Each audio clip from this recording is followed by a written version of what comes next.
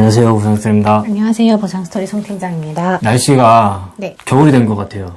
네, 엄청 추워졌어요. 올해는 여름이 없었던 것 같아요. 더운 것도 없이 그냥 갑자기 추워져 버렸어요. 근데 왜 아버지 옷을 입고 제 옷이라고.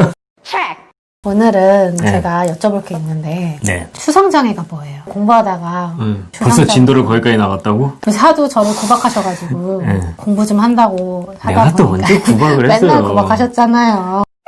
공부를 열심히 하다 보니까 추상장애라는 말이 있길래 추상장애는 이렇게 정확히 어떤 부분인 건지. 거기까지 얘기를 하시니까 또 기특하긴 하네요. 근데 추상장애를 얘기를 하기 이전에 흉터에 대한 얘기를 먼저 해야 될 것 같아요. 흉터하고 추상장애는 좀 연관이 있다 보니까 교통사고로 인해서 흉터가 생기는 경우가 많이 있죠. 보통은 이제 수술 흉터, 그 다음에 이제 뭐 화상, 아니면은 뭐 좀 심하게 쓸리거나, 아니면은 뭐 피부 결손 등으로 인해가지고 뭐 피부 이식술을 한다거나, 머리를 굉장히 심하게 다쳐서 뇌수술을 한다거나, 뭐 여러 가지 흉터들이 발생할 수 있는 상황들이 있어요. 이렇게 흉터가 발생을 하면 당연히 이거를 원상 회복을 시켜줘야 될 거 아니에요. 그럴 때 산정을 하는 게 성형수술 비용이거든요. 성형수술비는 이제 바로 할 수 있는 게 아니니까 다 향후치료비 추정서를 통해서. 그렇죠. 보험사랑 합의를 하기 이전이라고 한다면 이제 성형수술을 할 때가 됐다라고 한다면 성형수술을 계속 시행을 하면서 합의를 진행을 할 수도 있기는 해요. 그런데 보통은 이제 이런 성형수술비를 향후치료비로 산정을 하고 있는 편이긴 하죠. 성형수술이 아무래도 한 번에 끝나는 게 아니라 흉터 네. 제거는 여러 번에 거쳐서 해야 될 수도 있으니까. 네, 맞아요. 횟수가 굉장히 여러 번의 비용이 발생을 하고 있고, 뭐 많이 가시는 분은 10회 이상도 방문을 해야 되는 경우도 발생을 할 수가 있어요. 그러면 네. 흉터 성형수술 비용은 어떻게 계산을 해야 되는 거예요?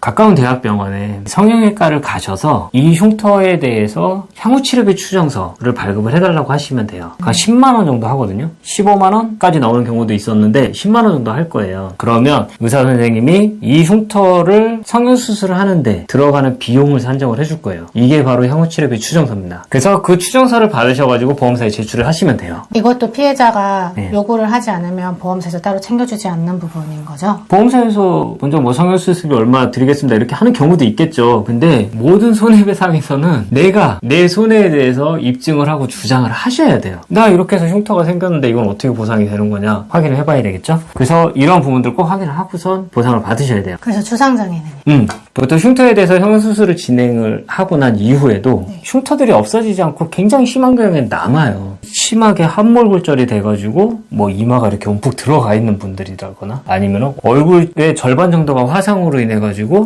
굉장한 추형으로 남으신 분들이라거나 아니면 팔에 굉장히 큰 흉터가 남아가지고 평생 긴팔만 입고 다니시는 분들이라거나 뭐 여러 가지 이런 흉터들을 많이 보고 있거든요. 이런 부분들이 다 추상장애로 인정이 되고 있는 부분들이에요. 왜냐면 뭐 흉터가 일을 하는데 무슨 상관이 있느냐 라고 생각을 할 수 있어요. 근데 만약에 팀장님이 교통사고로 인해서 얼굴에 여기서부터 여기까지 흉터가 생겼다고 보세요. 그럼 어떠실 것 같아요? 아무래도 얼굴에 흉터가 생기면 사람들 눈이 신경 쓰이니까 바깥에 나가지를 않을 것 같아요. 아마 특히 여자분들은 더 그러실 거예요. 가리고 다닌다든지. 그리고 일을 하는데도 많은 제약이 있으실 거고 사람들 만날 때도 위축이 되실 거고 마스크를 쓴다거나 모자를 쓴다거나 이렇게 하실 거예요. 그러한 일들이 있다 보니까 그거를 장애로 인정을 해주고 있는 거예요. 옛날 같은 경우에는 여자분들은 좀 더 인정을 해주는 편이고 남자들은 인정을 잘 안 해주긴 했었어요. 근데 요즘은 남자도 외모 신경 많이 쓰거든요. 그렇죠. 남자분들도 이제 면접 때문에 일부러 성형수술 하시는 분들이 많으신데요. 그렇죠. 저 같은 경우도 1일 1팩을 하고 있거든요.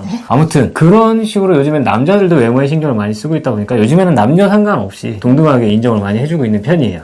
추상장애는 네. 보험사 약관으로 해주는 거예요? 아니면 어떤 기준이 따로 있는 건가요? 보통 이제 우리가 노동력상실률, 후유장애를 판단할 때는 교통사고는 다 맥브라이드 장애평가법에 따라서 산정을 하고 있다고 말씀을 드렸어요. 근데 맥브라이드를 보면은 이 흉터에 대한 부분은 전혀 나와 있지 않아요. 그래서 이거는 우리가 국가배상법에서 준용을 하고 있습니다. 국가배상법의 12급하고 14급을 보면은 이 흉터에 대한 부분이 나와 있어요. 그래서 얼굴은 12급, 그 다음에 팔다리 노출면은 14급에 나와 있습니다. 그래서 각각 15%, 5%의 장애를 인정을 해주고 있어요. 얼굴이 15%, 네. 팔다리가 5%. 보통 5% 정도 인정을 해주고 있죠. 그 장애율을 바탕으로 해서 손해액을 산정을 하게 됩니다. 그러면 네. 이 국가배상법 준용을 한다고 하셨는데 네. 보험사도 이대로 인정을 해주는 건가요? 내가 만약 얼굴에 이렇게 큰 흉터가 생겨가지고 15%의 노동력 상실이 발생을 했다라고 보고 그 부분 부분에 대해서 손해액을 산정을 했을 때 금액이 이만큼이 나온다. 예를 들어서 뭐 5천만 원이 나왔다. 그 금액을 보험회사에서 지급을 해주겠다고 한다면 합의를 진행을 하면 되겠죠. 근데 만약에 못 해주겠다고 한다면 보험회사에서는 몇 불에 해도 나와 있지 않는데 어떻게 보상을 해주느냐. 우리는 추상장애에 대해서 인정을 하지 않는다. 이런 얘기들을 할 수 있어요. 그렇기 때문에 이러한 경우에는 법원에 소송을 제기를 해가지고 이런 보상을 받아야죠. 다 이해가 되셨나요? 네. 교통사고로 인해가지고 이런 흉터에 대해서는 까먹고 아니면 빼먹고 넘어가는 경우가 굉장히 많아요. 그래서 꼭 이런 흉터에 대해서 어느 정도의 성형수술 비용이 발생을 하는지 산정을 하셔가지고 그 비용을 꼭 보상을 받으셔야 돼요. 빼먹지 말고